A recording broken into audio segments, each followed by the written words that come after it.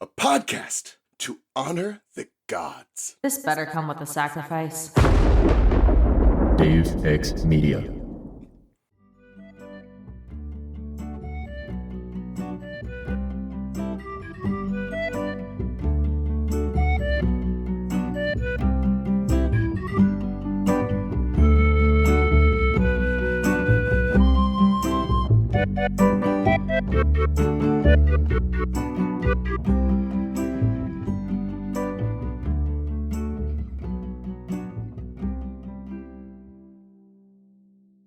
Welcome to Of the Oldest Gods, where we discuss Rick Riordan's role as our godly parent. I am Ray from Cabin 12.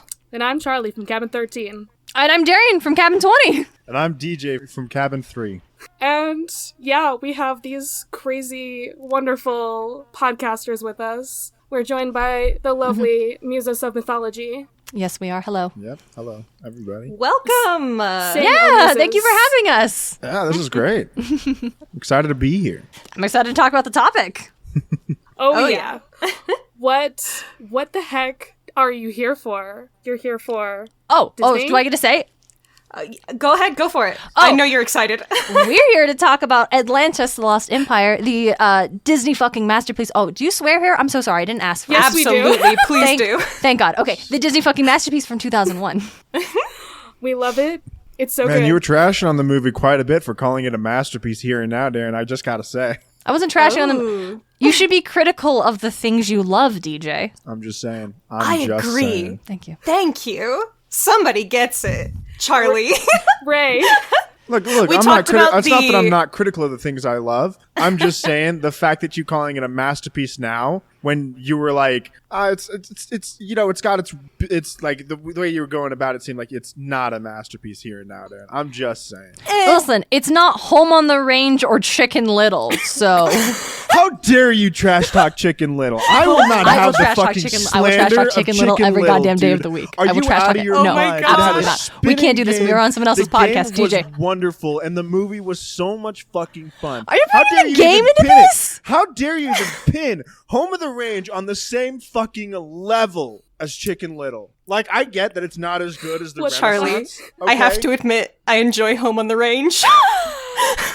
I feel like this should have been disclosed to us before we were invited to discuss a Disney movie. We needed to understand we were going to be with someone who likes Home on the Range. I don't am- remember Home on the Range, do- so It's silly. There's a guy who yodels with like. It's I a good watched story it about once. cows trying to get back to their ranch, all right? I know that. I watched it once, don't remember anything about Can it. you believe when Darien was like, saying like trash talking like other Disney movies before we even started this? She put Brother Bear and Home on the Range on the same fucking level. Oh no, I brother. haven't seen Brother Bear in a long time. I Like, don't are think you I out liked of it. your Bear mind, Darien? Is a good movie. Brother Bear is a Brother good Bear movie. is a classic Disney movie, okay? Brother Bear has its issues, but the Yes. heart of it, beautiful. I love Brother Bear, and I will love it to the day I die. As you should. I feel so. I came here to have a good time and honestly feel like so attacked right now. You started it by bringing in Chicken Little and Home on the Range on the same level, Darien. I stand by it. I will put Bolt on that pile too. Ridiculous. You are out of your fucking... I mean, I will admit Bolt is not a masterpiece, but I love it anyway. That's fair. Bolt is I can goofy, also love things that are Yeah. bad. I will admit that. Yes, it's fair. That's a totally fair and reasonable approach to have to the things we love. Something doesn't have to be perfect to be worthwhile. Exactly. I know that. And I'm not saying Chicken Little's not perfect or anything. I'm just saying it's way fucking better than Home on the Range. I think it's So I think we need Atlantis. to talk about Atlantis now. Yeah. Yeah, let's do it. Yeah. So I think Charlie, you wanted to go with our old format and give us a little in case you mythed it. Except I hear mean- that there's a twist. I mean, do we want to break the people's hearts first? Or do we want to talk about the movie first? That's the question here. Okay, lay it on me. I need to build myself back up afterwards. Well, okay. In case you mythed it. But Atlantis is not a myth. At all. okay, how can that be true? How can that be true? Because Plato's the one who wrote it, and Plato was a philosopher. Plato never lies in his Oh. writings, don't you know? Are you lies a saying that lot. he just made it up? Yeah. Great. To prove a point. Like it's a literary device. Yeah. It's a metaphor. It's an allegory. World's It is. biggest MacGuffin. Not exactly. There's Plato barely a is my MacGuffin. least favorite fucking philosopher. Like, what a jerk. No, Literally. yeah, Siri. And, like, the whole Atlantis thing it's not even as much about, like, oh, these people, like, they had this cool technology and shit, and, like, they had all this hubris, and that's why they fell. It was about the war with Athens. Yep. Yeah, and Okay. it was all about saying Athens is fucking great, and this place, that's it. Specifically, it was kind of an old man. Things were so much better in the past Yeah. because the idea is like this happened 9,000 years before. So he's talking about like this golden age when Athens was wonderful and they dealt with the Atlanteans who were like this naval power and Athens overcame because how we were in the past was so much better and that's what we need to get back to. And then So the stupid. gods drowned the city. Yeah, Athens was also more like Sparta for some reason. No clue why. And just, okay, the timeline also just does not work. Like, 9,000 years before Plato. Yeah, that don't sound right. Yeah. No. Yeah. No. This truly fabled golden age. My Yeah. God. So It's just wild. And also the Atlanteans, they were descended from gods, I think. I believe was it Poseidon? Oh my goodness, Poseidon- I've forgotten that part. This came later, but at some point in time, or at one of the princesses, or the daughter of one of the rulers of Atlantis, ended up having 5 pairs of twin sons with Yeah. Poseidon, and each of the sons ruled a different part of the continent. Yeah, and then, like, what actually happened, like, the whole actual conflict is, like, many generations later, and that's when they're, like, they become more human, and they're more, like, susceptible to, you know, bad stuff. Not as great Corruption. stuff. Huh. Yeah. Why is there so much lore for his fake-ass city? You know? It's a good question. DJ, you got a theory? Oh, it's just because it's another myth that we put on to that the Greeks decided to, make up to explain something. Well, As but it's not Plato's the way of Greeks. explaining. It's not the Greeks. just He Plato. fought against the Greek. Yeah, it's just Plato. But Plato Yeah. was Greek, right? He also what else did Plato write? He wrote like other things that the Greeks also believe in. Well, but the things he wrote, it's not like he wasn't like Homer or Hesiod, right? He was a philosopher, so the things he wrote were like philosophical thoughts and arguments, whereas like Yeah. Hesiod or Homer were doing like the Odyssey or the Theogony Well- and these things that were supposed to be like cultural heritage stories and mythologies, like kind of history, religious beliefs. Plato wasn't doing that. Why wouldn't Plato be able to add to it though? He wasn't trying to. Well, Yeah, clearly he's- he did inadvertently though. And so Inadvertently, people kept asking yes, about it like what sounds about like... this great city of Atlantis, and Well- so he just continued to talk about it. No, he didn't. He talks about it twice in 2 different ones of his writings. Specifically, it is the Timaeus and Critias. Yeah. Thank you. That's such a better pronunciation than I was going to pull up. and that is it. It's and these are 2 fictional conversations that the characters in the writings are having, and Atlantis is brought up. But that's it. Like, he doesn't keep writing about it. He didn't describe the city or the cultures. It was literally just supposed to be an allegory for old Athens is great, and we got to get back to that, gang. Also, your obsession with Navy. Not a good idea. Basically, that's what Plato was saying. Yeah. But even ancient peoples and scholars debated on whether or not Atlantis, as Plato wrote it, was totally made up for this allegory, or whether it was either a real place or inspired by something else, because Plato would sometimes use real things into his writings to make a point. And so it's yeah. It's sort of like if we all decided to start taking 1984 like really seriously, and we're like, where was Oceania though? Yeah, kind of. And like, literally, folks are arguing that this really did happen, though. This is true. And so a lot of the lore you have about Atlantis comes from later on people theorizing about this, like Bronze Age superculture with amazing technology, and other writers, especially in like the 16th century, as you had Europe encountering the continents of the quote unquote like New World that was already an established world where people were fucking living in, and being like, well, were these Atlantis? Was this it? and then bigger maps of the world, and then certain scholars looking and being like, hey, we're all of these connected, and the theory of the one supercontinent and stuff, and then discovering the Maya, and then and Aztecs, and then you had like racism coming into that, and people saying, looking at the ruins of the Maya and stuff, and being like, oh, surely these like indigenous cultures couldn't have possibly built all this. This must be like the ruins of Atlantis or a super culture that came before these brown people. And that really contributed to this lingering idea of Atlantis as a like real place, real mythology, rather than an allegory that Plato invented to prove a point. That history that you just described there makes it very interesting that the culture depicted in the film is clearly based on like indigenous cultures. Yeah, hold on. I went so hard into this. So let me find it.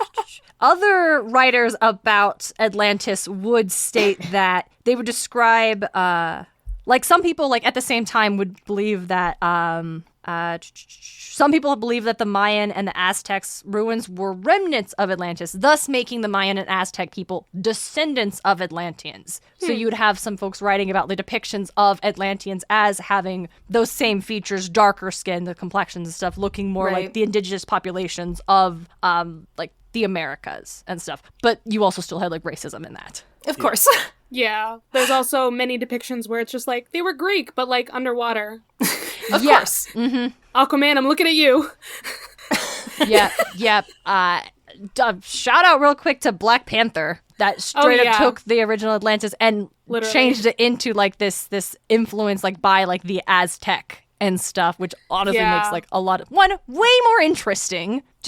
A lot of sense in this ongoing survival of why the hell do we even know about Atlantis? Like the regular, like common folk who don't study Plato legitimately have no business knowing what it is in its original context. But we don't know what it is in original context. We know what it is based on hundreds and hundreds, thousands of years of folks being like, but magic. Exactly. They did also, in fact, have a weird precious metal. Ooh, but guess what? Orichalcum! Yeah. Sorry, I was really excited. Is that how you say it? You know what? You're probably right. I was gonna say orichalcum. Okay. Yeah.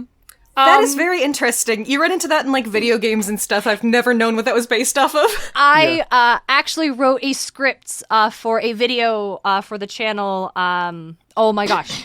It is the series is called Legendary Artifacts of Gaming, and it is for Gaming Theater Presents is the channel, and they do a series of items or characters or things that appear in a lot of video games, and I wrote their script for Orichalcum. That's so cool. Yeah, it's a really fun video. But yeah, I actually went and like found my original script so I could like cite it. But it's in one of those talks. Sorry, Caroline, I interrupted you. You should explain where this metal comes from. I apologize. I mean, clearly you would know a lot about it, so But you started this topic, so you should finish. I mean, I was just gonna say, I'm pretty sure I did a myth section on this specific thing before, because I was like, I'm pretty sure this could be one of the possible reasons why celestial bronze is a thing, because it's basically just magic bronze. That's what it is. Yeah. That's what orichalcum is. Mm-hmm. There was sorry, go on, Ray. Oh, I was just gonna say, is it normally like blue? Because I'm remembering where I know it from, and it's Harvest Moon, Back to Nature. I mean, listen, I think in video games it is usually blue. I've seen it as blue and pink. I think it's blue in Kingdom Hearts, which is where I know it best from. But the I first actually know it best from Terraria, where it's pink. The first mention of Orichalcum comes from a Homeric hymn that describes Aphrodite as being made of gold and Orichalcos. Yeah, and so you had Plato mentions Orichalcum in the Critias? Charlie, how did you say that word? Critias, I guess? I don't know. Sure. No, you said it so confidently earlier. Don't let my nonsense. I heard other We're people all say making it up, bruh. I hear other people say it, and I'm like, this is sure. I'm gonna go with that one. Sure. So Plato says that that Orichalcum was mined in Atlantis, and then later on Pliny the Elder would claim that the reason we don't have Orichalcum anymore is because the mines were all used up. But I would not call Pliny the Elder a reliable source for any topic. Yeah, probably not. But yeah, no, this could be one of the things that inspired Celestial Bronze in the Percy Jackson books, and that's the stance that I have on that. That makes sense, yeah.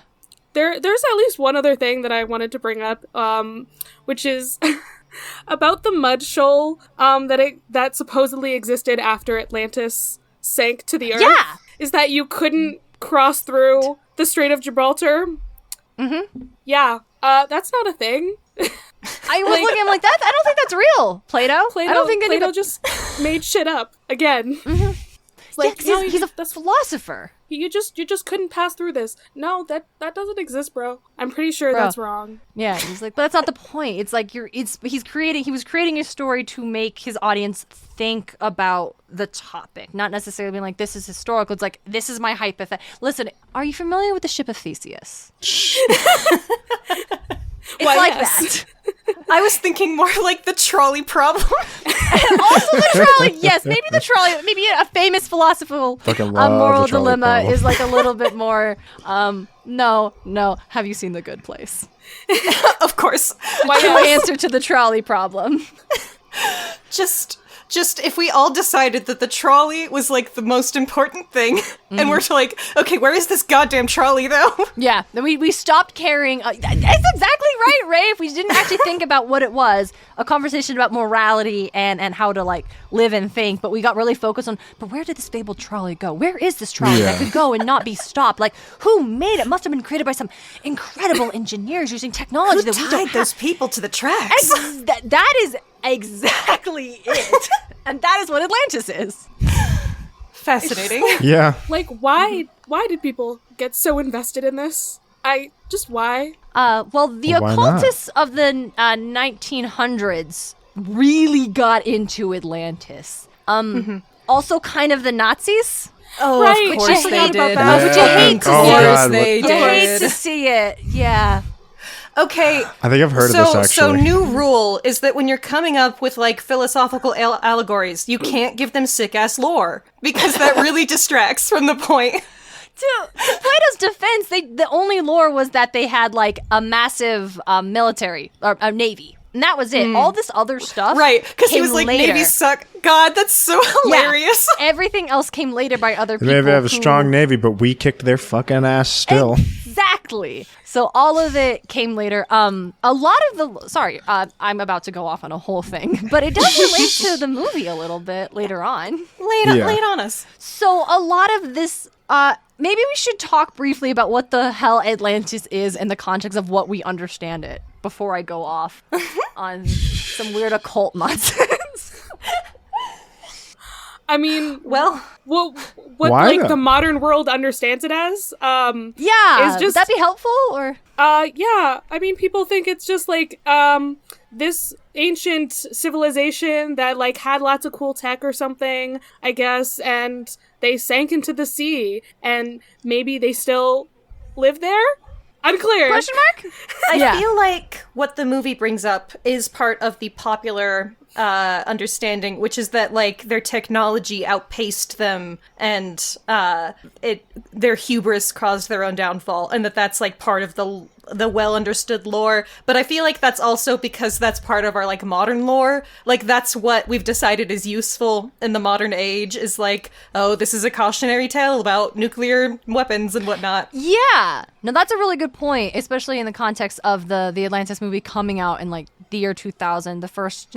Hold up, I'm about to go off on the whole history of that in the Cold War. Let me get back to the point I was making about occultism. Are you familiar with a gentleman by the name of Edgar Casey? Not at all. I don't believe Sounds so. maybe like I've heard the name, but not really. Okay, I know who he is, but I want to make sure I'm going to explain it correctly. So Edgar Casey was a famous American clairvoyant who claimed to be able to channel his higher self when he would enter these trance-like stasis, right? And he did a lot of things that are still influential to the, let's say, white American New Age movement. Some of those things being claiming that, and I'm just going to say this first part first to put everything else in a little bit more context, that underneath the Sphinx in Egypt, there is a hidden library containing all of the knowledge of humanity from this civilization of Atlantis. So it's in these tranches where he claimed to be able to like channel through that he would that the Atlanteans had advanced, like crazy advanced technology and crystal power, and were like long lived and had amazing healing factors. So a lot of like the modern mythical things of Atlantis came from Casey and his trances that he would go From into. this weird pathological liar. Yes. It was like from the 1800s to like the 1900s. He was born in 1877, died in 1945. And there's a lot. He had a whole book on Edgar Casey on Atlantis.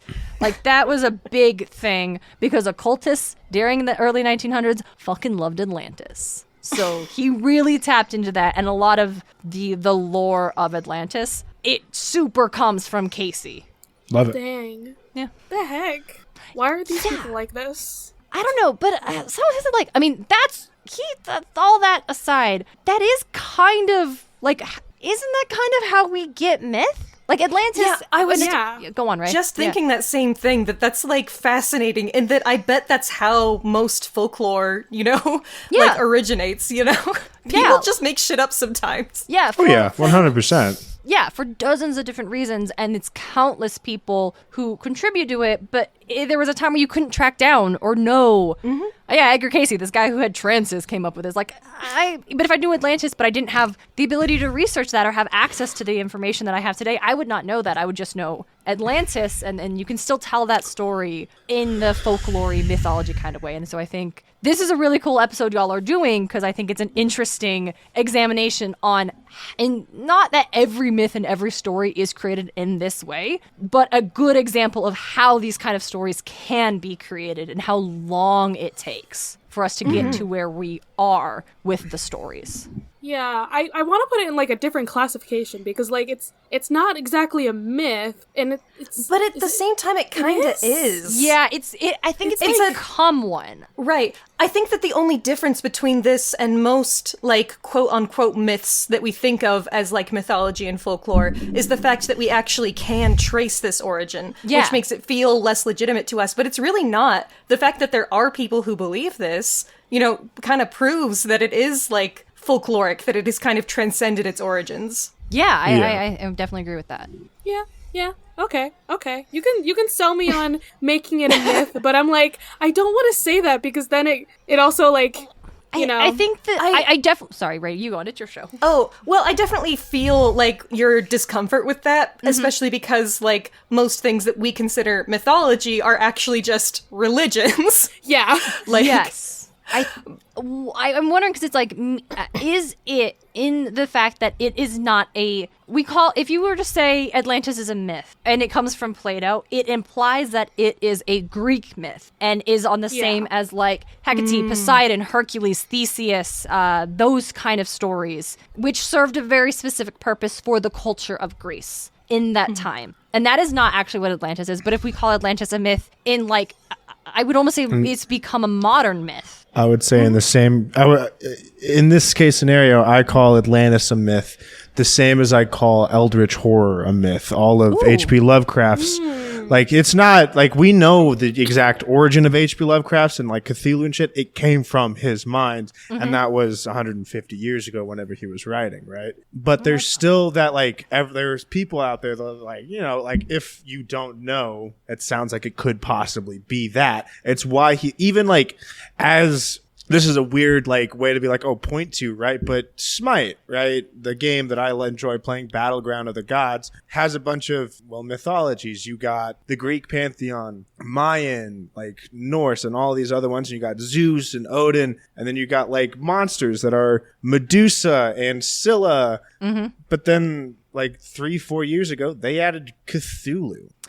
Yeah. That's a good point, DJ. Yeah. So H.P. Lovecraft was born in 1890, died 1937. So right around the same time of Casey doing his stuff. He only lived 40 years, almost 50. I thought he lived a little longer. Oh my goodness. So I think that's I don't think that's an unreasonable comparison to make, DJ. I definitely see what you're going for there. Yeah. How it has transcended its origin How to become modern pop culture becomes ancient myth. Yeah, kind of. Yeah, no, that's exactly it. Yeah, Charlie, I think you were right. Starting with the truth of Atlantis, I think is a really good starting point, and then diving into the movie, because the movie itself has pulled from a lot of different places of this on the building of the Atlantis story and how it got there. Yeah, So- I'm really excited to get into it now that I can see some of these threads coming together. I mean, the movie does literally open up with the Plato quote. Yeah. So it's not like they totally ignored that, but they ignored some things. Yeah. It's funny because if it's if you provide zero context and you just say, well, yes, our first recording of Atlantis comes from Plato. We know who Plato is. He is a very important philosopher, and that, That legitimizes it a little more in the common folk. Exactly, DJ. It legitimizes Atlantis as this place and real thing when you don't offer the context of what Plato was actually talking about. But I don't disrespect the movie for doing it. I think as a movie, that's an excellent device to use to set the tone for what you're going to see next. Makes it feel is real. hilarious that this means that the guys who run the museum are the only sensical people in this movie. They're like, what the fuck are you talking about? It's no, actually, for reals. These dudes are what are you but they're proven wrong. Exactly. The other sad part is that, no, they're wrong. Because the Shepherd's Journal, which I'll be honest, I think that was made up whole cloth. I actually have no idea what the Shepherd's Journal is supposed to be. That's 100% made up whole cloth. Do we I need a plot love it. synopsis? I've actually not got a chance to listen to your bonus episodes yet. Do we just dive in? Do we talk about it? Can I talk about Kita, love of my life? I've been thinking about it. I don't know if we're doing plot synopsis Ray, or do you not. want to give us a short one? Just a short, Yeah. I mean, I can try. That's what you usually All do on right. chapter episodes, so. Yeah, but normally I prep for that. I'm not good on my feet, but let's do it. We start with the saddest little white boy I've ever seen. Dude, Milo is not the saddest little white boy you've ever seen. I'm sure there are sadder. Come on. No, Can you name a sadder white completely boy? fair. Oh, God. Jesse Nico from D'Angelo? fucking Breaking Bad. Hunter from the Owl House. That's all. right, That's the you're white boy right. I think about all the time now. You're right. My son. Hunter. Dipper, Hunter's the just in answer. general? Dipper is not sad. Dipper is actually totally fine. I actually would Dipper's agree a Hunter sad is little sadder. white boy. You look at him Dipper's like, a sad little white boy in the same way that Milo is a sad little white boy, in which you're like, oh, I need to bully him so badly. Milo's a fucking looker, dude. Even in the context of that movie, he's a good looking man.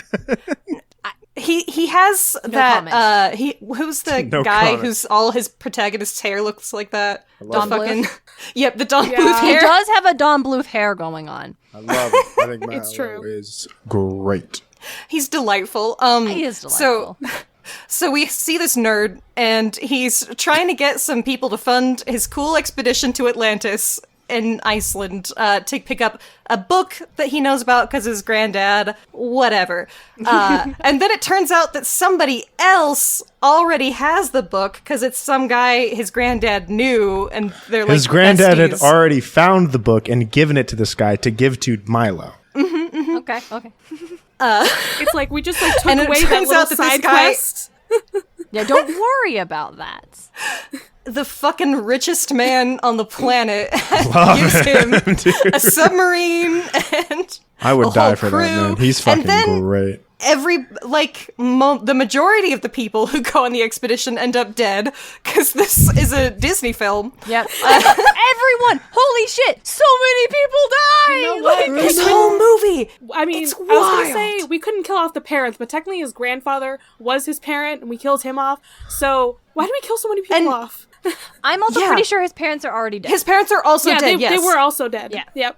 Everybody's There are dead. s- Milo is an orphan. We see so many people die in this movie, but we'll get into that later. I need to jump in real quick. No, the Shepherd's Journal is totally a real thing. Oh, is no, it I don't know. really? I don't know if it's a real thing, but it's a real thing. All of Atlantis is a Oh, thing in the real okay. world. That concept exists. right. So I just needed to check. They that. didn't make it up whole cloth for They the film. did That's not cool. make it up whole cloth. That's actually and kind of sick. You're gonna have to I explain have no that other once we're done information with about it. this.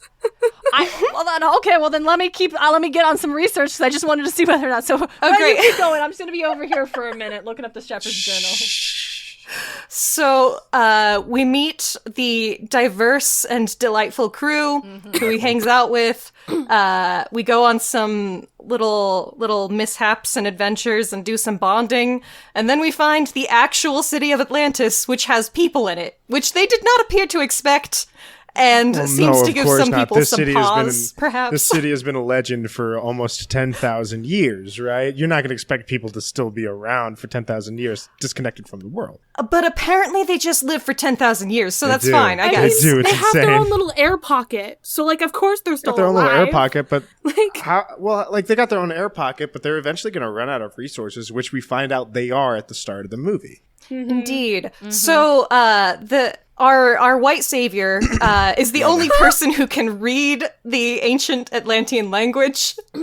That is one thing that I'm like, what the fuck? They can't read anymore. They just can't read anymore. They can speak it, but they can't read it. That king definitely knows how to read and just forgot, like, chose not to tell everyone, and I'm mad at fully him for thought he it. Well, he's blind. Is he blind? Yeah. Oh, okay. Okay, I'm cool. pretty sure he's blind. He was not definitely paying seems His attention. eyes blind. weren't milky I white at believe the you, beginning though. of the I film. DJ and I remember were that now that talking you say about that. this. Yeah, trying to figure out, like, how do you forget if you're all still alive? Yeah. And I'm like, well, we'll get it. We need to finish this first. Yeah. Yeah. So, a page of the Shepherd's Journal is missing, and Milo and the Princess of the Atlanteans find some of the missing information on an underwater mural, because she really wants to know about her people and her culture and bring them back to their former glory. But then he is turned on by the rest of the crew, who wanted to steal their super cool crystal that keeps everyone alive this whole time for money. They are an archaeological team. It is Yeah. actually their job. So, no, yeah. This movie's kind of based. Like, he's like, if we put back all the items in the museum that were stolen, we'd have no exhibits left. You know, they're not wrong. Yeah, very good. God damn So it, I love Milo- going to those museums and looking at those glass case items. I fucking love it. Milo convinces some of his, like, bonding friends to turn against the evil army guy who wants money so fucking bad. And then his girlfriend turns into a crystal. I mean, that already happened. But the princess turns into a crystal because apparently that's what happens. And then the army guy steals the crystal, and then there's a whole big shootout, and it's fucking wild. They have so many guns in this Disney movie. And then the army guy turns into crystal only and two is people shattered. die. It's Evil fine. crystal, though.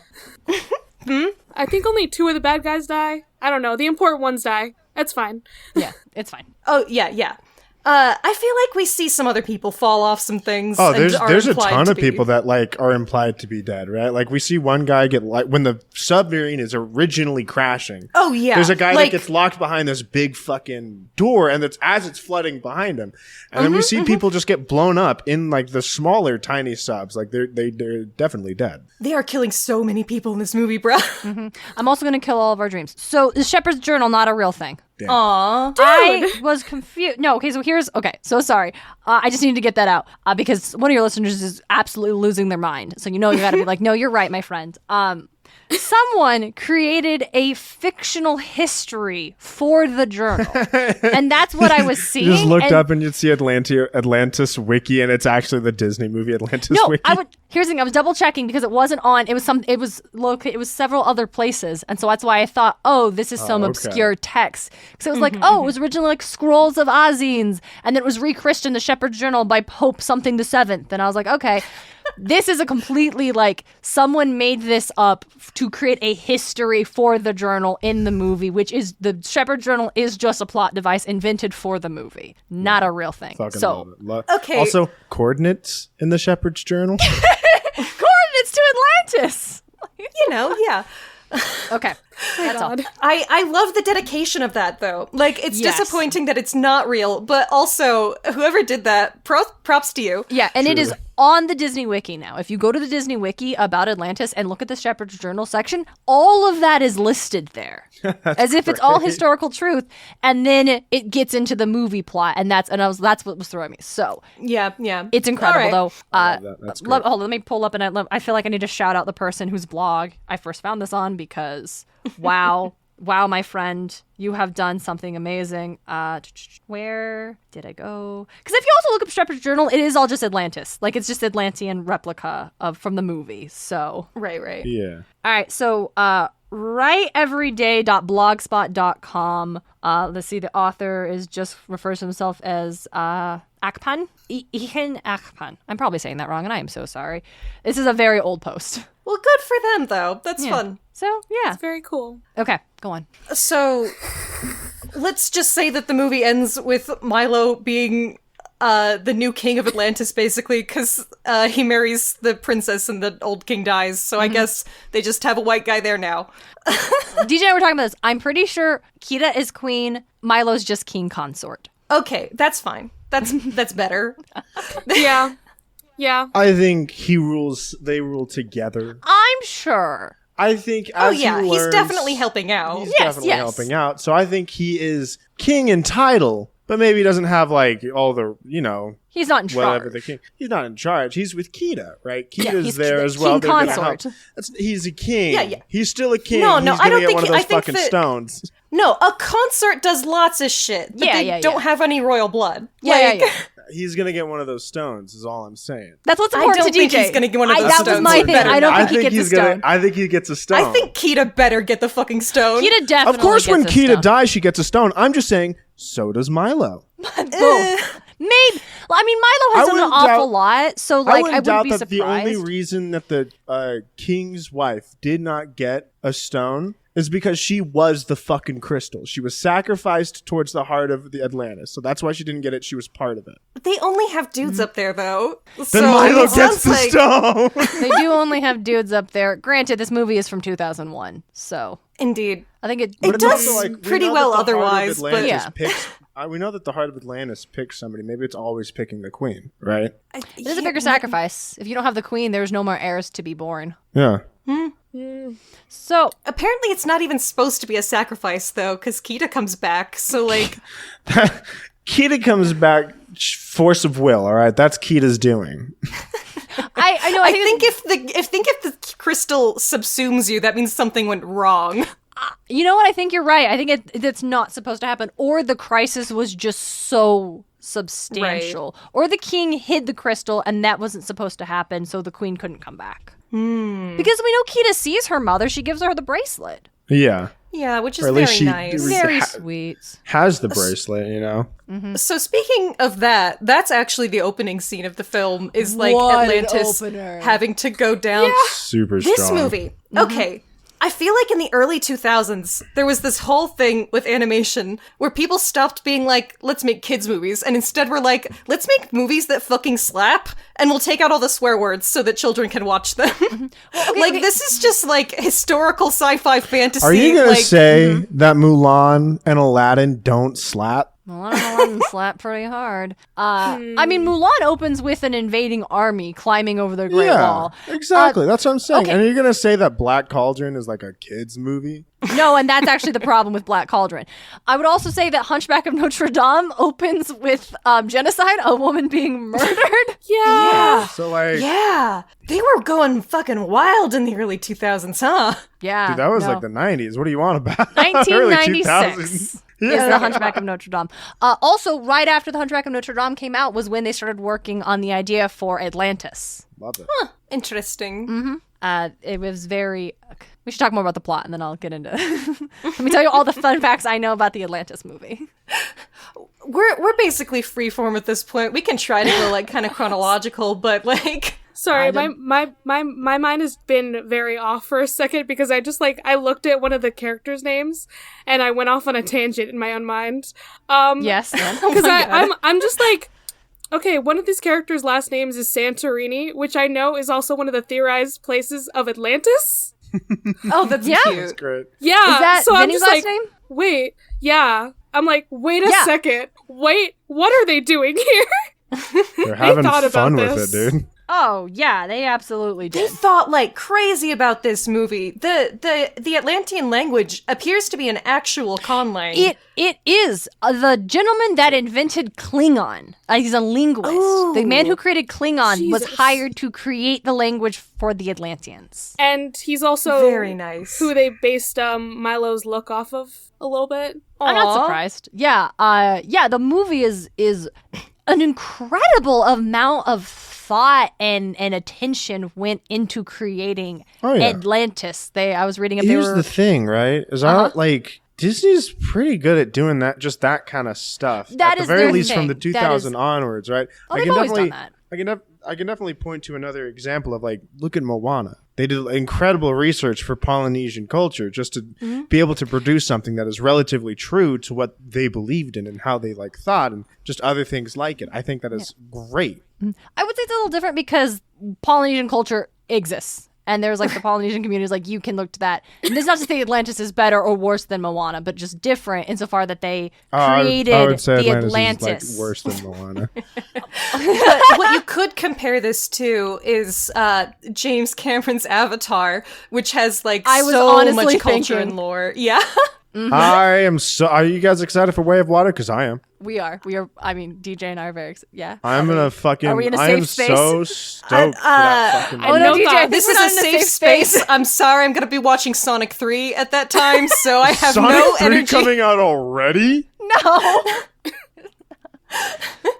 No thoughts, head empty. What do you mean? I have to There's look in no- Shadow the There's no Hedgehog. Sivako here, DJ. They will not rise to the challenge. I Me, liked Sonic 3, the Avatar dude. It's ride. not even coming out. and It's that's not it. coming out in 2 weeks. Yeah, no. Oh, fucking oh. Flight of Avatar ride Passage is fucks. great. That Oh, ride fucks. Avatar 3 and Sonic 3 are going to come at the same time. So Avatar 2 is apparently just go nowhere at the in my same mind. I didn't even know that was dude. happening. Oh, it comes out in like a couple of weeks. Yeah, weeks. DJ and I are going opening day.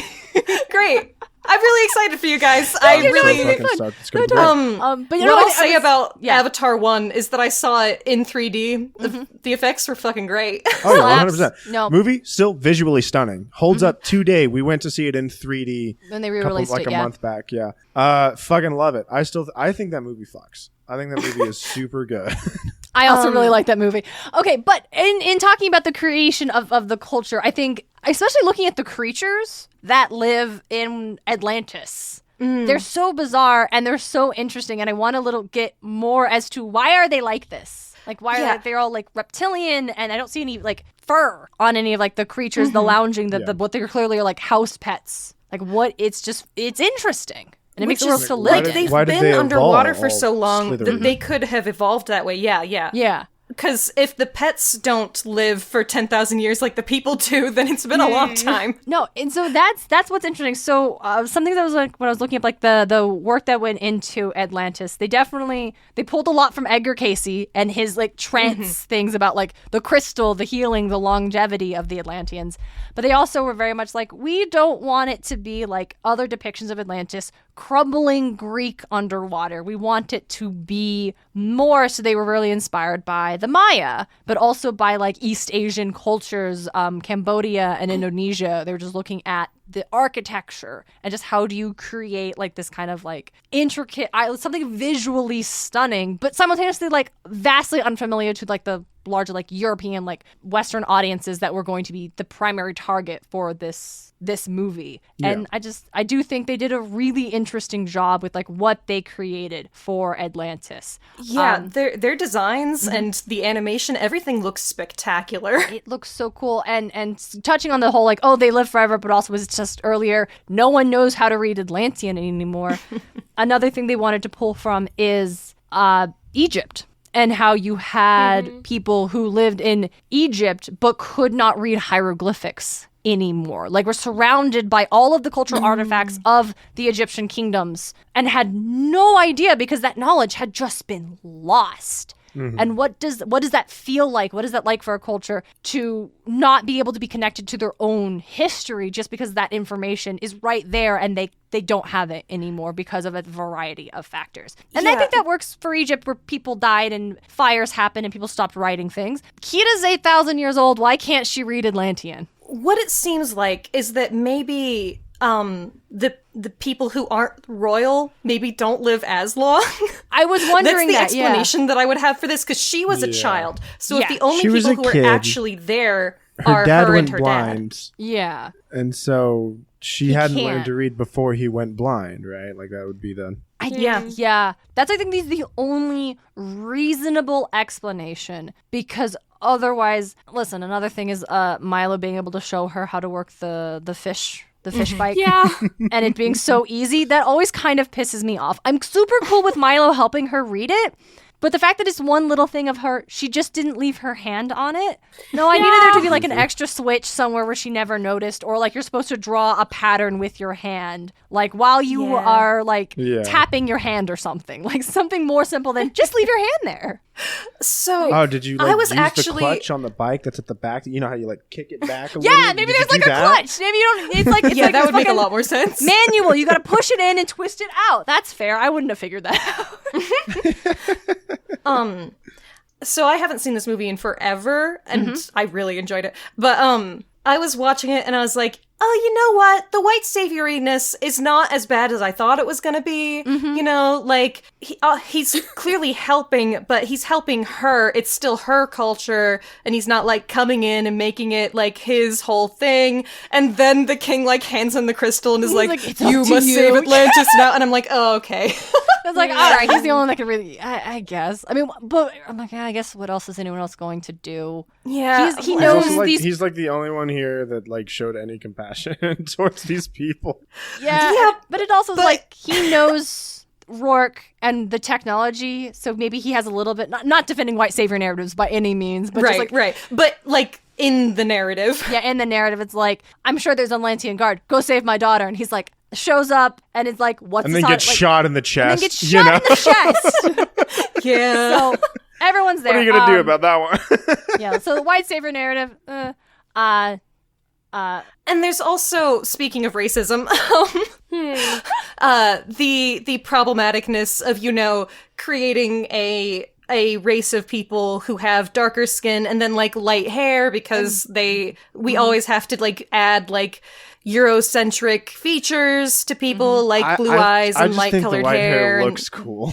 But that is a trope of it's a whole thing. I get that it's a trope, but it's like, even if they were white with white hair, that just still looks cool. Like white hair just looks slaps. Cool. No, but yeah, but because it's such a trope, common it's problematic. Thing. Yeah, it is, and it's done because it looks cool. It's not done to reference a culture that has these kind of features. Yeah, but like if let's say we take the exact same movie and then give all the Atlanteans, you know, mostly brown hair. It's just not as striking, like at all.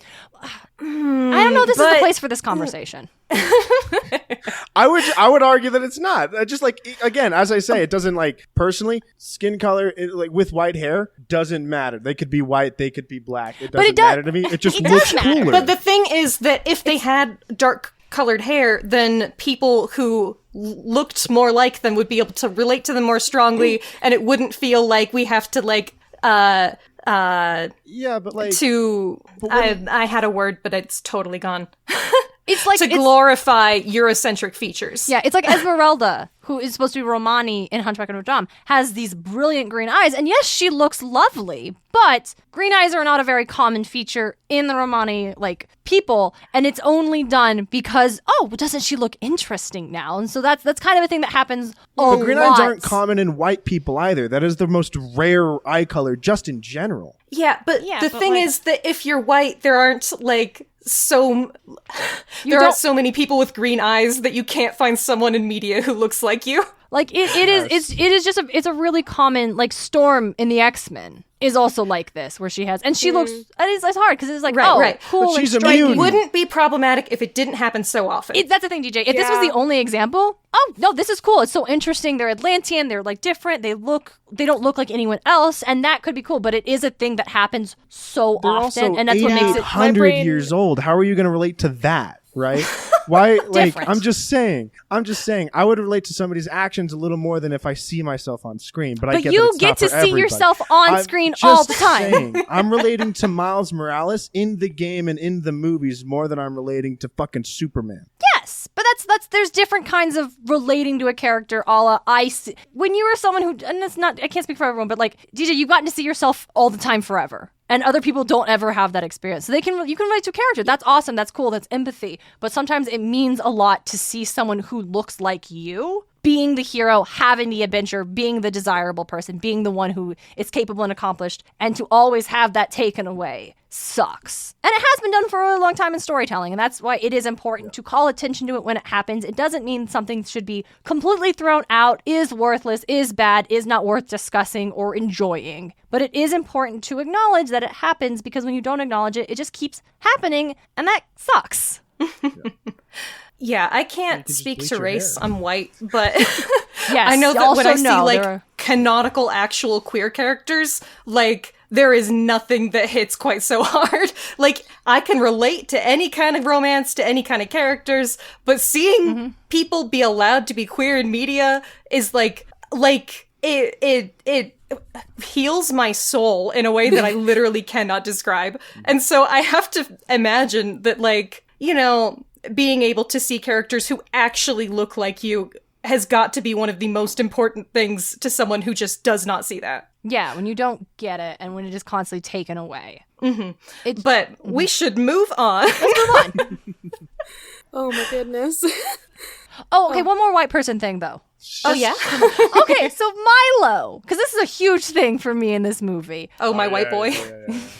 When he and Kita are doing their bonding thing, and they're climbing up that tall pillar, and he finally is like, hey, we were never properly introduced. I'm Milo. And she's like, my name is Kita Kakash. And he just absolutely snarls it, hey, you got a Kurama nickname? Shnaga. Dumb, he's a linguist. He's a linguist! Oh my Like, God. Speaks the language. Milo, you translated Okay, Atlantean but like from a actually, book. so you actually said this right at the end too, Darien. Uh-huh. This is his first time hearing the language spoken. Yeah. So he just heard this word that he's never heard spoken before, and so he's going to struggle with it, right? He might have read it, but it's still like... Yeah. I think the struggle, because her name has a lot of syllables, and he's just learning language, I think the struggle is fine, and it's a little charming. It's him asking, can I call you a nickname? Yeah, That the idea sucks. that he wouldn't try, That that he's he not wouldn't willing be to try obsessed more with than getting once. it right. Yeah, that he's a linguist, and he's not like, I want to say this person's name right, and it's the first Atlantean name he has heard. Like, wouldn't he be obsessed with it? And I was literally thinking about this the other day, because it's a big hang up I have about this movie. This one scene. And when she laughs and she's like, oh, I'm called Kita. Like, it's supposed to be bonding. I'm like, wouldn't it have been cuter if he's trying to say it. And she like laughs and she's like, oh, my friends call me Kita. And then he says, That would be so much better. and Oh he's my like, God, you're so "Oh, right. Thank you." And then Milo gets to say, "Oh, is that what we are, friends?" And she gets to say, kind of Yeah. flirty, "If you'd like to be." Yes. Yes. Rewrite. I fixed it. That's it. And it's so simple. So that's what it is. It's like, yeah, I get what you're going for the scene. The nickname thing is like, okay, whatever. But, and also it's like, you kids are going to have a hard time. You want to put Kita on merchandise. You want little girls to be like, I want the Kita doll. Like, they need to be able to say the name to tell their parents what merch they want to buy. Like, I understand what we're doing here, Disney. Not that there was any merch to buy. Ooh. Oh, there it is. Yeah. I hate to see it, but They it's really just went true. so hard with this movie. Like, the opening scene has subtitles. Like, this is not made for small children. Oh yeah, DJ, we're talking about this. Okay, so at the beginning of the movie, there are the subtitles of the Atlanteans calling to each other when they're like Yeah. escaping. And then later on in the movie, whenever someone's speaking Atlantean, even if Milo's there and can understand it, there aren't subtitles. It That is sucks. But And there's then a like there's Yeah. when Kita comes down from the crystal, right? And she says something in Atlantean. Apparently she says like all will be good and all will be fine, Milo Thatch. Do not I'm like, fear. what? Yeah, do not fear. I'm like, I've never seen that line before, and I've seen this movie so many times, but this is the first time I'm watching it with subtitles because Darren likes to have subtitles on. It helps me pay attention. And so I watch with subtitles. And so and when Kita and her father are having that conversation, if you have captions on, it also tells you what they're saying. Okay, Yeah. I So did there not is have a captions on, and I yeah, was there seeing it. is a translation. I've But it's not for watched it with everything. subs, so I didn't know there was a difference. Yeah. No, Yeah, but no, if you don't watch it, there's no subtitles. I at didn't all. I had watch it it on on like VCR. Disney Plus or whatever. I stole it off the internet because I wanted to sit at my computer. But And yeah. the version that I was watching did have those translations. So that's interesting if it doesn't have it without subs on Yeah. like the... Yeah, that's no, bizarre. the VCR That means that we they had fucked up. Just didn't have it. Yeah, because we had it on VHS way back Yeah. in the early aughts. and Holy it crap. yeah, I know, right? And we watched it all the time, and it It didn't was have great. I it. fucking loved it. And the "Do not fear, Milo Thatch, all will be well," or "You have nothing to fear," is like so intensely like emotional. It's a good for line, Milo especially with what's going on there. And, like, it was like, he what did she reacts say? to it. Nothing. Yeah. Yeah, he like clearly reacts to it, and so I'm like, what the fuck did she say? Like, as You a are kid, I'm like, supposed what to the know that hell? is You were bizarre. supposed to- yeah. So the movie's got a lot of like race stuff, but it's also got an incredibly diverse cast of characters. Yeah. Do we need to know, talk it's about so Did we exciting. talk about this? This is this wonderful crew that we have here that I'm sure everybody also loves? Like, yeah. Oh yeah, 100%. Everyone in this movie is fucking great. Everyone. we have such a crew. Like finding out that like Sweet is mixed race and Yeah. that's it's just like I Black good and forgot. mother's cool. Native American. Like, whoa. And That's so cool. and Audrey being like, is this like Hispanic Latina, and talking about how like, oh yeah, my dad wanted sons, so like I'm a mechanic and my sister's like 24 for 0 with a shot at the boxing title. Like, It's so good. Which is also like, this is 1914. Boxing is not a big thing in America yet, okay? World War II also has. It's not even boxing at the point. It's fucking prize fighting, okay? This shit is dangerous. You're fighting with almost bare knuckle with leather gloves. And that makes her all the more impressive. I said World War II. There's I also meant World no, War like- One. Yeah, there's also no women's division for boxing yet, I'm pretty sure. So, like, that makes it all the more impressive. She's in a world where Atlantis exists, okay? Yeah, this is History an means alternate nothing. world where a Hispanic Latina teenager is allowed to be a military mechanic. Like, This Yeah. isn't the military. This is private contracting. What are you on about? Yeah. Sweet's also got to be in medical school, so Yeah, but he was also on a reservation, as we know. I don't know. I have Well, no idea. you don't think his father's going to hang out with his in-laws' family in the reservation? So I want to talk about the animation from the scene where where Kita turns into a crystal. I know I'm doubling back, but God, that animation is so beautiful. it's so beautiful. It's gorgeous. Yeah. I think that this movie is like early kind of proof that having diversity makes shit better. Yeah. Like, Yeah, the and- fact and- that these characters When are so done memorable well, it can be because they fucking have these wonderful, super yeah. diverse backstories. Yeah, and they're interesting and they're thoughtfully done and they feel really real. And what bums me out is we spend so little time with them getting along with Milo Yeah. that we don't get to see them as characters. And I think that's, for me, while I do enjoy this movie, that is the hardest part of what keeps this movie from what I would argue is like, yes, this is one of the truly great Disney flicks. I think there's a lot of things that make it special when you examine each of the parts, but for me personally, it doesn't quite exceed the sum of its parts in the same way that I would argue Mulan, Aladdin, Moana, Hunchback of Notre Dame. Even I will argue to the death for Hunchback. And I think for me it is because while you have all these so interesting characters, because they don't get along with Milo for a big chunk of the movie, we miss out on that for so long. And then by the time they're there, we're in Atlantis, we don't spend a lot of time with them, then there's the heel turn, and then there's the back, and we deal with everything, and we get the end of the movie, and it's done. The plot ends up going really fast once we get to Atlantis. I feel like this movie needed another half hour or so because the Yeah. concepts we're dealing with are so intricate and complex. I was gonna say, yeah, this movie, I mean, like, it's a good, like, tight, like, 96 minutes, but it should have been longer with what they were doing. But there's no way they would have let them make it any Yeah. longer. No. It didn't even do well as it is. I was also reading that the animation team, the team working on the film, struggled a little bit because this is like the third hand-drawn Disney animation that is not a musical. The other ones being Black Cauldron and The Rescuers. Or The Rescuers Down Under. Unfortunate. So they were really there was a struggle on how to tell a story that's not a musical like this. How do you get the pacing? How when you don't have these things? And I don't think that was like, I'm not saying that's the reason that some of the elements don't work. That was definitely a factor in going into for this crew trying to make this film. I also learned that apparently the team wore T-shirts that said Atlantis, less music, more explosions. Oh, God, If someone could tell me where I could buy one of those want- shirts, that would be great. I want that shirt. That's I need great. it. That's beautiful. Yeah, this movie did have a lot of explosions. Lots. Yeah. And Quite Yeah. a bit of It had explosions, so many huh? guns. It's It's just just their guns. boxes. Everyone has guns. There was blood. I love it. We saw Milo bleed. I feel like that doesn't We happen. did. There was times. blood in a Like, Disney movie. Very there wasn't often. even blood. Yeah. Have y'all seen Black Panther Wakanda Forever? Yeah. I have not. Yeah. Okay, never mind. Sorry. It's Miles, but there's a scene where someone gets straight on stabbed through, and when There's the just weapon, no when they pull off the blood. weapon, there's no blood on There's it, and no I'm just like, fucking Blood on it, dude. It some blood just on that. it be like that these days. No, there's blood in Sleeping Beauty. Like when he stabs Yeah. her as a big dragon. But like, is it green blood? Yeah, I'm pretty sure it's green. That's the difference. Yeah, like If seeing it's red, green, red that's blood acceptable in because an if we animated Mortal movie. Kombat can be T-rated think if the blood is yellow. Yeah, I seeing feel red like blood I remember in an being animated very film, surprised that there was real blood. So I don't. It's- Maybe they changed it to green later or It's- something. it's so I might You know also what I just be misremembering the color in the movie is very vibrant, and green is a very big part of it. So I might just be misremembering. I haven't seen Sleeping Beauty in a long time. I should watch it. Though, Yeah, 'cause it me is neither. beautiful. But I just remember being very surprised by it. But I feel like the no blood thing is like maybe a later kind of. yeah. I just think it's weird to do it in superhero movies. Yeah, that does seem very strange. That was definitely weird. Oh, it is Like, red. come on. Okay.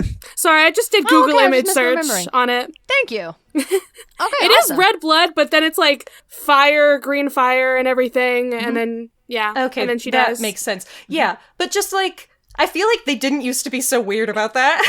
No, they didn't. It depends on We movie, have- I guess. Yeah, and I think there's more physical violence because that has become a theme that is less censored. Like, you can have the brawls and the fights. That is something you see more in films that are gauged towards more audiences, but they still have the censors being like, okay, you can have, Iron Man and Captain America and the Winter Soldier having a huge, intense brawl, but we're not allowed to see blood. You can have Right. these big sweeping or like in other scenes where you have like, oh, there's these huge, Thor Love and Thunder. Have we seen Thor Love and Thunder?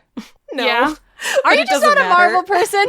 I used And to it's keep okay. up with it, but I haven't It's since Endgame or whatever. No, And that's yeah, a totally lot fair. of And it. I think that's I've a also dropped great off. spot. And that's totally fine. But there's a scene where you have this massive fight and the heroes are just like flinging through this crowd that's attacking them. And there is splashes of blood going everywhere. But they're fighting gods. So it's Ichor. So it's gold. Yeah. Yes, of course. So you have, and honestly, I was impressed with Taika Waititi on that one. And I'm like, fucking great job, man. Like, way to take advantage of the fact that the gods bleed gold so you can have literal, most bloody scene in a Marvel flick. Absolutely.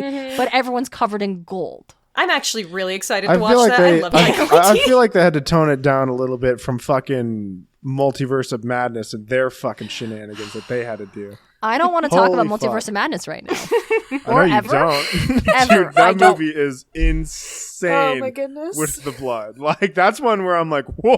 There is a lot holy of blood in that shit. one, yeah. And that's not why I don't want to talk about the movie.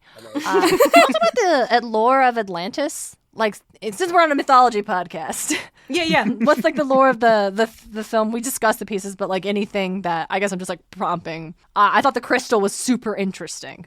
Absolutely. Heart of Did Atlantis they is Heart name of what the Atlantis. What a crystal good name. is? It's just the heart of Atlantis. Like that's it. Yeah. We know it's alive somehow. Yeah. Sure. Yeah. What is it? Magic?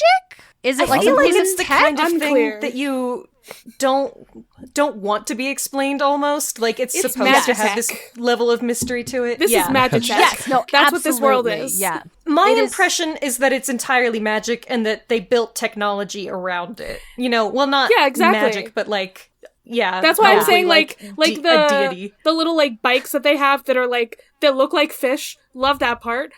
Those are magic tech. Makes so much sense for an Oh, fuck, island I love nation. that shit. Yeah. Love that shit. That shit is so cool. Like Okay. I have a lore question to bring up to you all. Everyone who has the crystals now, are they going to have increased longevity because Everybody they're had wearing crystals those? before. That's yes, what's crazy, absolutely. right? Is we saw that everybody had crystals around their neck, but they weren't powered, I guess. I'm gonna say No, yes, that is the they thing. Oh no, Is- they were using them. Like they Yeah, they were were- powered. Yeah, they just so, didn't like, know how why- to activate their tech. Yeah, because Yeah, so, Kira okay. heals Milo, so they know it can do that. So then why wouldn't the villagers have the longevity? That's the thing, right? Is that Like, why wouldn't they have it before? Well, we're assuming that they do have increased longevity, then it's probably just not as much as the royal family, because that's the only way it makes sense that they Yeah, I the need royal the royal family- family crystals to be more ornate if they do something different. Or maybe the royal family well, are that- more we were connected making to the that up, crystal so- personally. Yeah. Maybe. Like, it is because someone is... Okay, hold up. So, okay, here's my theory. So, Kita's taken by the crystal in the time of Great Crisis, but she is returned because the crisis is averted before the crystal entirely consumes her. Mm-hmm. That didn't happen to the mother because... because Kita was removed from the spinning. Just outright. No, she was lowered down from the crystal once everything was okay again. Yeah, I guess. Yeah. But I think that it didn't happen with the mother because the crisis was so much bigger. Yeah. The whole city brought. So maybe this has happened. We can say perhaps this happened before. And so a previous royal was taken into the crystal during a time of crisis because we know this is something the king knows happens. Yeah. And they were returned. And so subsequent generations are more in tune with the crystal and the longevity and the healing factor it provides because they are more directly related to it in the royal family than the rest of the Atlanteans, who maybe live for several hundred years rather than the royal family that tends to live for thousands of years. Yeah, There's and that not honestly- enough kings around the thing. Yeah, that honestly makes a lot of sense to me. Like, given Yeah. that the crystal apparently only chooses the royal family, like, it's gotta have some kind of connection to their bloodline. Yeah, and maybe it's not because, it chooses you because you are royal. Maybe they are royal because at some point in time, Right. whoever founded, like, I mentioned Black Panther a lot, I'm gonna do so again, the first person to find the heart-shaped herb and become the Black Panther, the king of Wakanda. Maybe they had something like that in Atlantis. There was someone who first encountered the crystal, brought it to their people, became the king, united the cultures on this continent, created Atlantis using the power of the crystal. And so became this symbiotic relationship with the crystal and that person's descendants to maintain this. And that is why their descendants are so much long-lived, because they're more in tune with the crystal, and that's why they're chosen. They're not... I'm really enjoying us just, like, This is, yeah. adding more lore to this movie. I read the entire Wikipedia looking for these answers, and they weren't there, so we get to invent them. I feel like this just means there should be, like, more, like, Atlantis stuff. Like, come on. Where's our Well, there's a shitty sequel. live-action movie? Where is it? There's a sequel, but it's really just the series. And Darien says that she might have liked it, right? As a young I'm gonna person... be 100% honest. I haven't seen it. The premise of this series is not good. Okay, so once upon a time, Disney was expecting Atlantis to, like, really do gangbusters. They were totally prepared for Or this do new... like as good as Lilo and Stitch, you know?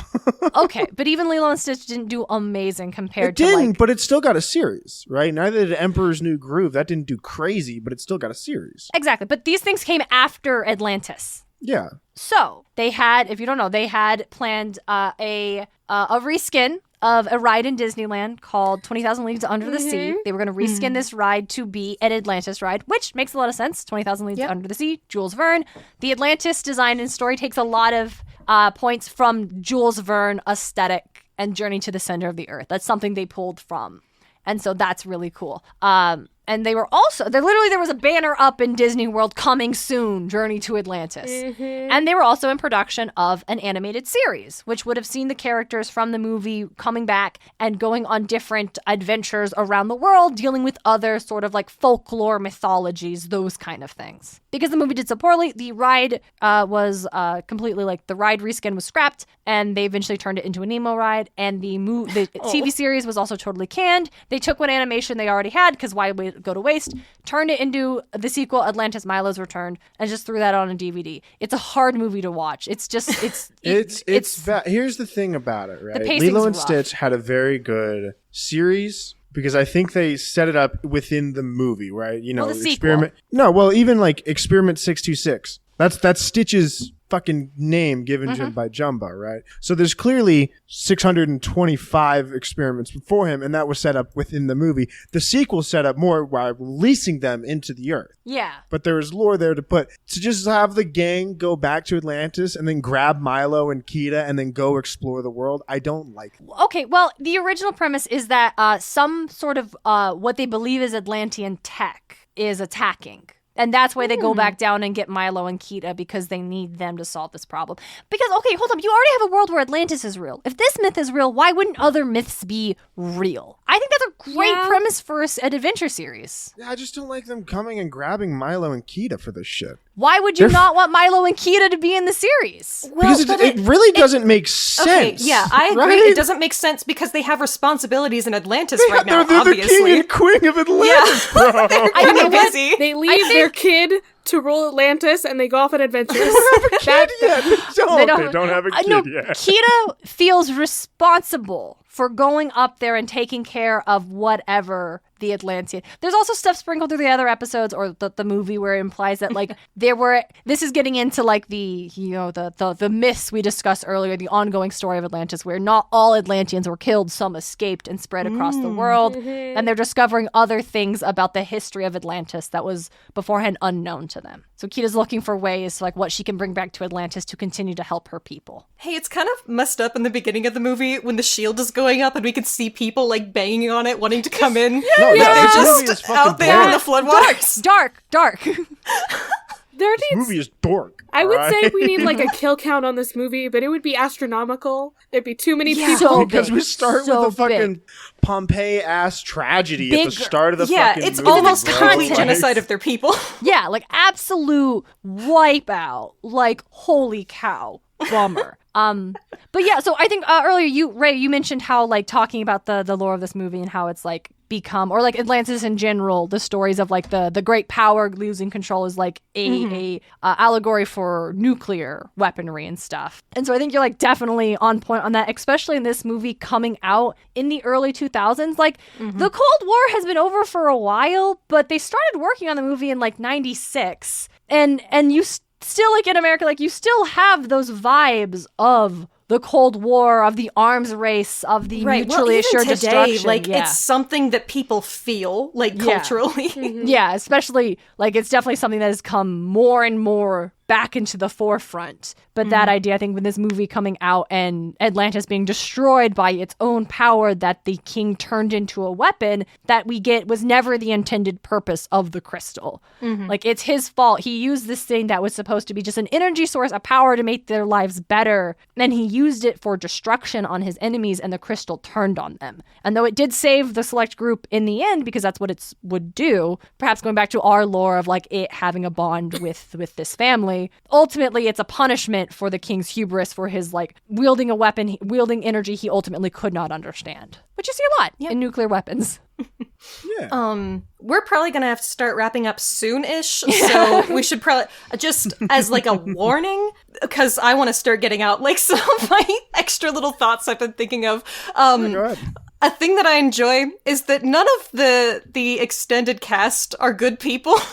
They are selfish, grave-robbing archaeologists. Mercenaries. But at least they don't want to kill people, and I appreciate that about them. Yes. Okay, I do. even what's her name? And nobody got hurt. Oh, well, somebody got hurt, but nobody we knew. I love him. Helga. He's so funny. Yeah, Helga, the second in command lady. Like, she didn't actually want to kill anyone.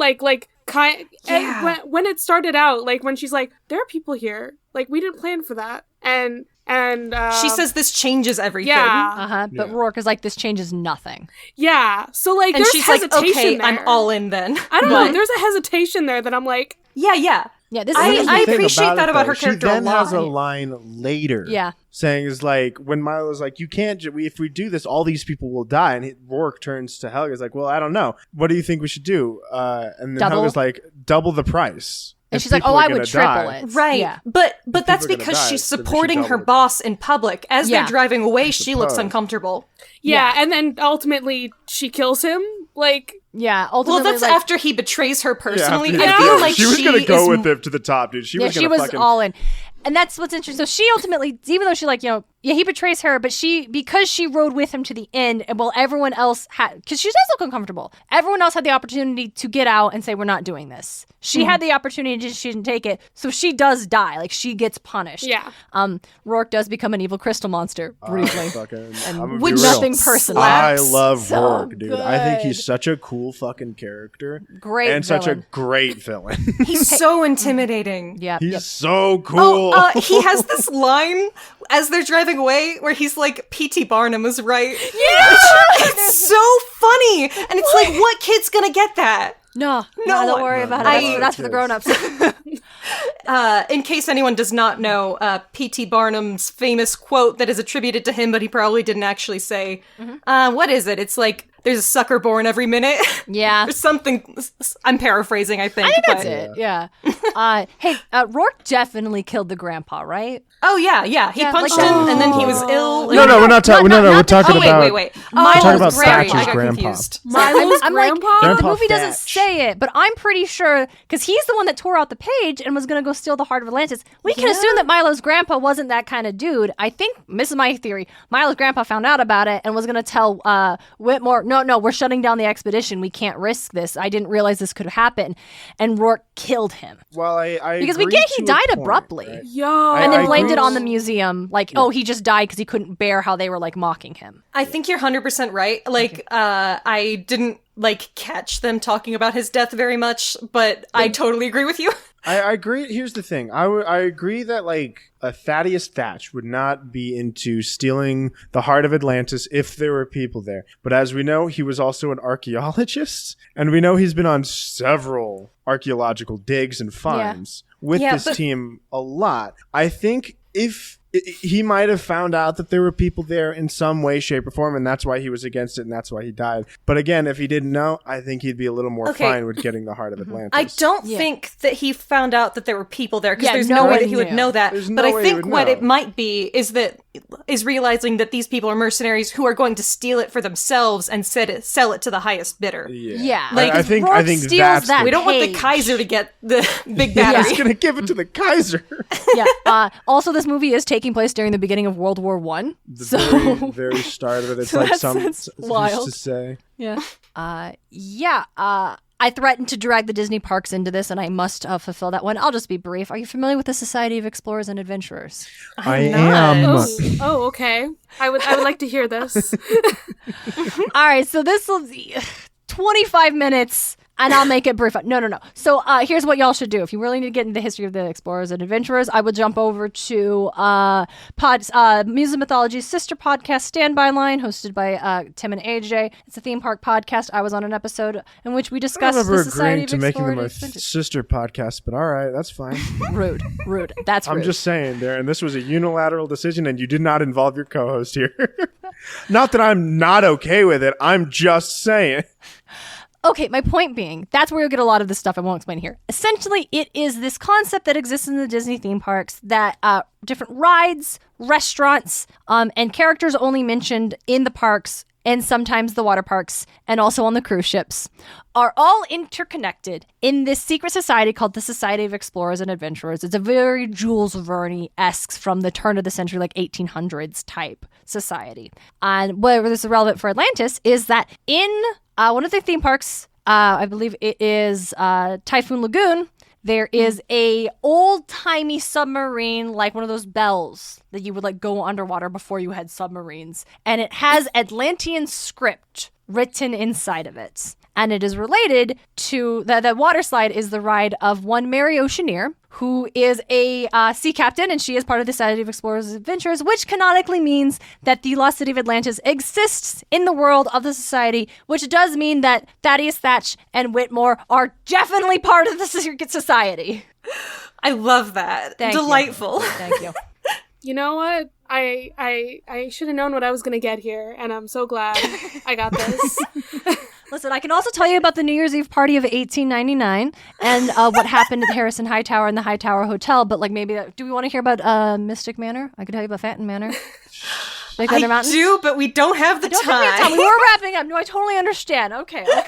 That's all I had to say. Circling back. Oh my goodness. Anybody else have some movie thoughts? Because You know what? Great film. It's a good freaking movie, and when the giant like stone guardians came, I was just like, oh look, it's like the Iron Giant coming to save them. It is. Right. I honestly feel like we've barely scratched the surface. Like, this entire topic is so fascinating. I could talk about it Yeah. forever, but Disney live action remake win. Like, these are the films that we should be doing. Treasure Planet, fucking Atlantis, Black Cauldron, the ones that didn't hit right the first time. Do it now. I agree to a point. With the direction they've been going with their live action movies, I don't know if I really want to see Atlantis tarnished like that. The thing is that No, you're fair. That's it could be very good, but right? it wouldn't Especially be. like It wouldn't- Treasure no, Planet. that's true. Treasure Planet only failed because marketing was dog shit. Okay, the marketing for Yeah. Treasure Planet was so bad, They sabotaged it so they wouldn't have to give it a sequel. so they wouldn't have to do any more 2D animations. Really, was that. the only one after that is Princess and the Frog. Fucking Which came 10 like years later. Years later, yeah. Yeah. Yeah, I It feel like sucks. the And this is reason heavy that this moment of movie- sorrow. So gorgeous. I feel like this movie really is like a bit above most kids like comprehension levels. Like it really goes very hard. I don't You'd remember. pin- I'd pin Verne. it down to 10 to 12-year-olds rather than like your 5 to 7-year-olds. I don't remember watching this Yes. as a kid, Right. but like I watched it like a few months ago, and I was like, oh, that's what this movie is. Okay. I watched as a kid. This movie was great. I I loved it. liked it, but I don't think I got it in the same Yeah, way. exactly. Like when I was young, because like Lion King and I didn't know it was Hamlet or like Beauty and the Beast, like those ones I watched when I was younger. I got it. I liked Atlantis, but I didn't get what it was really about until I was old. You're just like I adventure remembered explosions. visuals from this movie, like very specifically. I remembered Kita going into the crystal, and I remembered her walking on the water with the stones falling around her and the water like going over Right? that shield. There's so much. There's so much of this movie that I remember so vividly. Yeah, exactly. But I could not have told you any of the fucking plot. Not a thing. Not a thing. Like I've seen it. There are things that stand out. I don't know.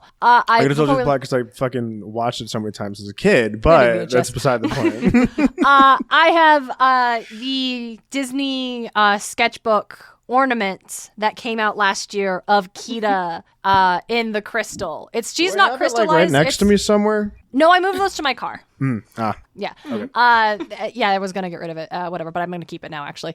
But she's in like a glass sphere, and it's her floating there, and it's got like the Atlantean It's rune. very pretty. It's very pretty. I was gonna get rid of it because someone who smashed my heart in a million pieces gave it to me, but it's actually kind of fucking cool, and maybe I want to keep that one thing. You know what? Yeah. Keep the thing. Fuck them. Yeah, I will associate it with being Exactly. on this podcast and getting to talk with Charlie and Ray proper for the first time. It's I'm honored. fun. It's good. Hey, you shit. guys are delightful. Thanks for coming on our Yeah, podcast. appreciate for it. Thank you, of having course. us. Thanks for having us. This was fun. Yeah, I had a wonderful time. Thank you for letting me go off. Absolutely. You know what? I had to have you on as I like binged your pod and became very obsessed with it. So Yay, thank you, Charlie. You're the best. I appreciate it. I had a lot of fun. My last thought, because I don't think we ever said this, but the freaking submarine was called Ulysses. Submarine is sweet. Oh, I didn't know that. That's very Submarine's good. cool. I'm course gonna it be was. real. I love that submarine. I think the designs throughout this whole movie, every single design, I think Yeah. is so cool and just on point. It Yeah, they is slap. very good. Yeah, They're Yep, I love to see iconic. it. Truly, dude. Like I could tell you the submarine from a fucking silhouette. That submarine Yes. is iconic. Everything passes the silhouette test in this movie. Yeah. So, as we're wrapping up, what we'll ask of all y'all guys is to tell the people where we can find you on the internet and to also tell us about some media that you've been enjoying recently. Do a little plug for us. Oh, lovely. Okay, well, you can find DJ and I again. Did we mention that we're siblings? I don't know. So that's We we're are co- real ass siblings. We are real. So yes, DJ and No I are way. siblings. We host- Yeah, I feel like 100%. that explains a lot. yes, it occurred to me that is something you need to say up front to understand the energy that we bring to the dynamic. table. And we co-host a mythology podcast called Muses of Mythology, where we explore how ancient myths have become modern pop culture, examining specifically through the lens of Rick Riordan's Percy Jackson series. We go through the books, not chapter by chapter, but myth by myth, and dive into how it's presented in the book, how it was the pieces that make up it in like that ancient like Hellenistic Greece, and then how we see it appear today, and then kind of talk about like why is it like this, why do we like that, why is this a story that we kept telling, and we do it with a lot of jokes and a lot of cursing. Basically, Basically. they're like us, but we go chapter by chapter and just give y'all the myth context for everything. And they're just like, we like Percy Jackson, but like myths. But we were gonna like really dive. Listen, everyone, listen. There's so many other podcasts that you can get their takes on the stories, and we talk about what we like for the stories and the characters as we go on. So Yeah. if that's your jam, you can hear me go off about why Bianca D'Angelo is actually a good sister and deserves our love and support. Actually, we've also you. gone Yes. on Does that. not deserve the hate. Yes, you can hear absolutely me not go fair. off about how just Apollo's great and so is Leo at points. Not nearly as much as the Bianca because we did touch down on Bianca. We But actually Leo covered and Titan's Apollo- curse. Leo and Apollo get just like, I get my sprinkle in there every now and again. I'm tired of the Leo slander. We are currently on Battle of the Labyrinth. So we have not even gotten close to doing Lost Hero or any of the other ones. Yet DJ And still in fact- manages to talk about and in why he fact, likes we Leo, pushed- Frank, we and actually Jason. pushed Heroes of Olympus back in our planning, but that's a surprise. Don't worry about it. But yes, so you can find us, again, the podcast is Muses of Mythology, and you can find us on Instagram at Muses of Mythology or in any of your favorite podcatchers. Piece of media I've been enjoying.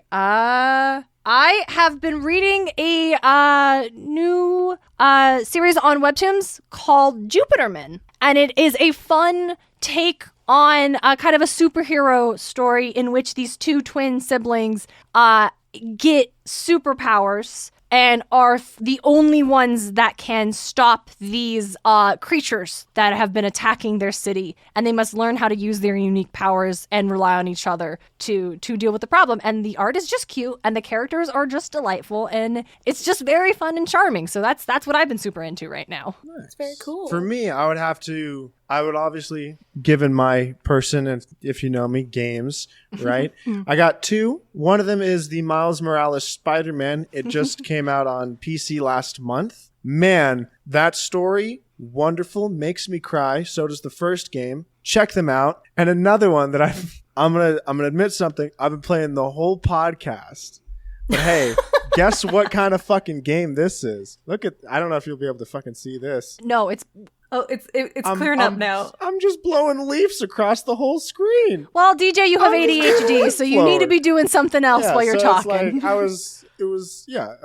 it's called like leaf blower. He's not being rude. He's Leaf it's blower it's revolution. neurodivergent. We thing. also all have understand. ADHD. We Yes, understand. I'm over here It's fiddling. leaf blower revolution, and it's a cookie clicker, but it's a little more interactive. I've been enjoying myself, and I also did it when we recorded our podcast with Owen. I know you were doing something. I actually have one more thing that DJ and I have been enjoying. When is this episode set to come out? Yeah.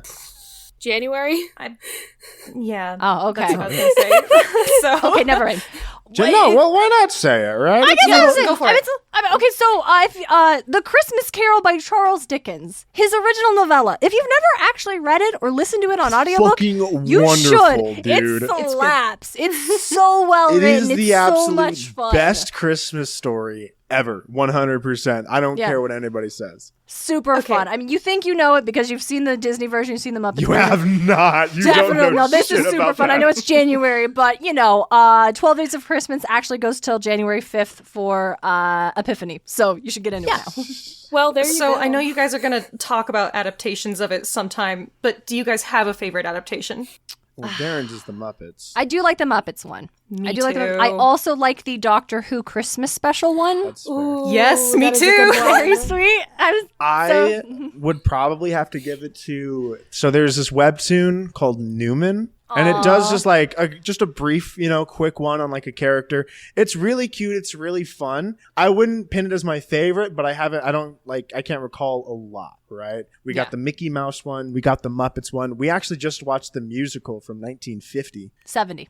70, right. The 1950 is Scrooge. regarded, there's the 1951 one that we're going to be watching that's regarded as the best. So we'll see. Yeah, so been we'll see. fun. We're going to be, paying attention to a lot of different Right. ones. I'm very excited about it. It'll be good, yeah. Or we did, and it was super fun, Right. and we enjoyed ourselves immensely. By the time people hear this, that'll By be the time- out, and they can go check it all out and listen to them. You can check it out on our Patreon at we- any level. We're going to plug our Patreon real quick. At any level, you guys will have been able to listen to us talk about different adaptations of A Christmas Carol.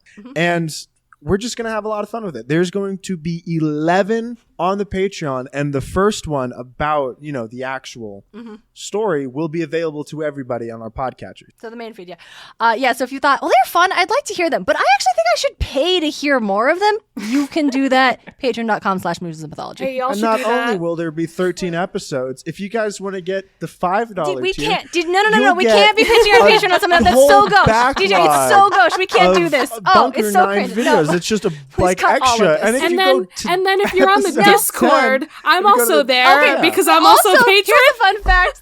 I guess, well, hold on. I guess it's not super gauche because Charlie is actually one of our patrons. So clearly you like Charlie and you think they have good taste. So if you think they have good taste, then you know we're worth your time. And you can get in the Discord with Charlie. Also, And I gotta say, Robert, Charlie also has been Tim. making our like, I'm not super active in it, but I have enjoyed seeing Charlie light up our Discord. The Discord It has been popping off since Charlie joined. For reals. There's never been as much Hades fan art, and there is, and it's so you good. know what? My Pinterest is just like so much Hades stuff right now, and I just keep looking at it. And I'm like, gotta send some their way.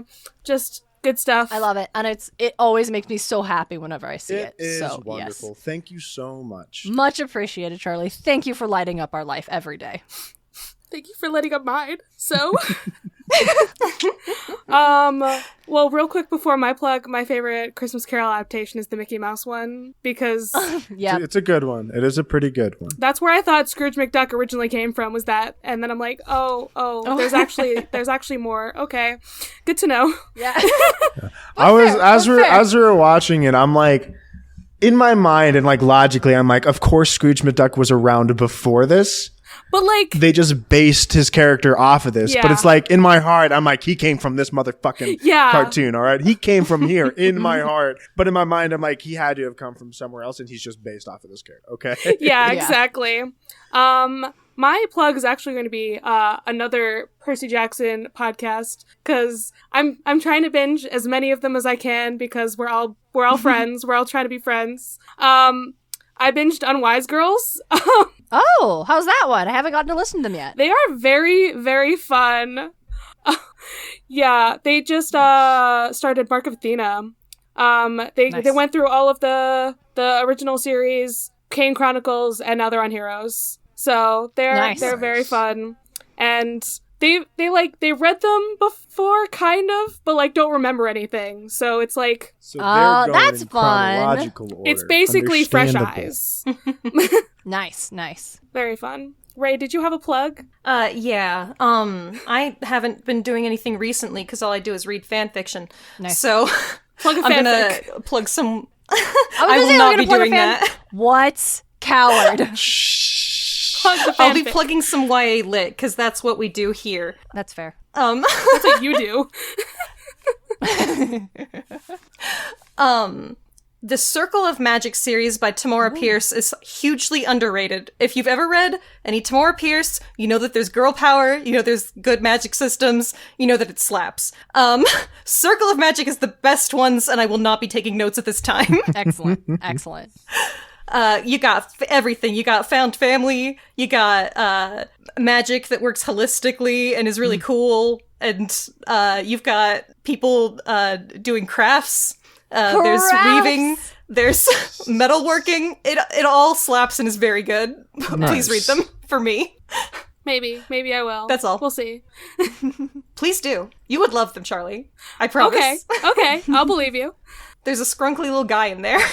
Go read the Scrunkly. Disney Twisted Tales. Those are killer too. I'm trying to, DJ. The other day, I read all of Reflection, like in a it's single that day. one's a So good good. one. We That's- should that have one's, Charlie like, on top for one of 10, bro. the Twisted I- Tales. I I do said own top most 10. of There's them. only like 10. That's like top 3. I do own Oh my most gosh! of them. Next time we want on hiatus, but I gotta catch. But I Do you want to come on? Ugh. Yeah. Next time we're on hiatus, do you want to come on Bunker 9, our bonus episodes, and you and DJ could tell me about a Twisted Tale? I would love to. What? Fantastic. We'll circle back. We'll see you in April. Oh my goodness. Which one's your favorite so far? Ooh. I've only read like the first 4 that existed.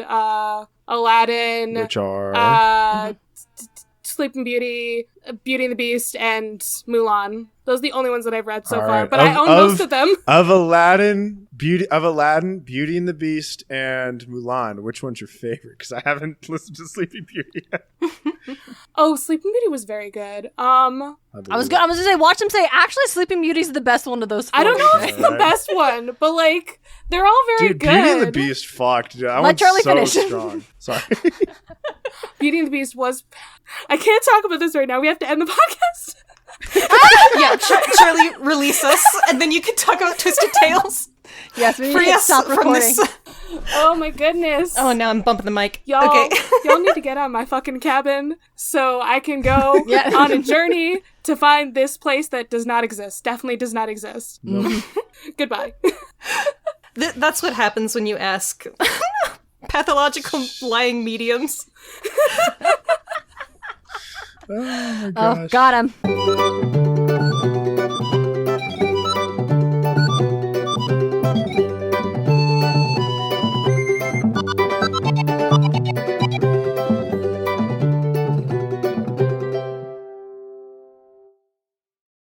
You can find this podcast socials at Of the Eldest Gods Pod on Instagram and at Of the Eldest Gods on Twitter.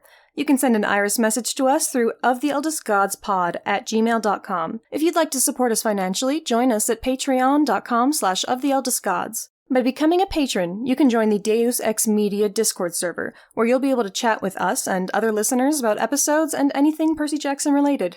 Our $5 Patreon tier also gets you access to Against All Odds, our monthly bonus show. There we'll talk about a wide variety of topics, which usually have something to do with mythology. No promises. You can check out our merch store on TeePublic to find custom designs made by Charlie. Or, if you cannot or do not want to support us financially, we'd really appreciate a rating, a review, or letting your friends and followers know how much you love the podcast. That really helps. You can find me, Ray, at HeyHeyRay, spelled R-A-Y-E, on Twitter. If you want to hear more from me, check out Barbie Movie Slap, a podcast where my co-host Ted and I discuss Barbie's cinematic universe. You can follow me, Charlie, at GreenPixie12 on most platforms, but on Twitter, I'm at GreenPixie123, which I'm totally not salty about. I also have an art Instagram that I sometimes use at GreenPixieDraws. I sometimes do the YouTube thing on my channel, Charlie Mack, that's M-A-C-K, and I also have another podcast on the network called Fandoms Gone Wrong, where my mom and I talk about movies, TV shows, books, whatever other fandoms we enjoy. You can find that on all the major podcasting apps. Our music was written by Isabel Strauss-Riggs and recorded and edited by Ian M. Riggs. You can find Izzy at Kane_I, that's I as in the body part, on Instagram and Twitter. She also currently makes video essays on the YouTube channel Kane I. Feel free to message her about making music for your project or editing your podcast. Of the Eldest Gods is proud to be part of Deus Ex Media, which features great podcasts like Content and Capable that follows Sam as he tries to figure out what it truly means to adult. Hi, my name's Sam, and I've recently become an adult. But why does adulting have to suck? Join me on my journey to rediscover the joy of following your passions as an adult, and discuss it with people who are doing just that. I'll sit down with a variety of people from all walks of life and ask the important questions while trying to figure out what does it really mean to adult. Whether you're a pro or haven't even started, come and listen wherever you get your podcasts, and hopefully you might learn a thing or two. Of the Eldest Gods is based on the series by Rick Riordan. Right now we are discussing Percy Jackson and the Olympians. Remember to follow us on your favorite podcatcher and meet us back here every Thursday.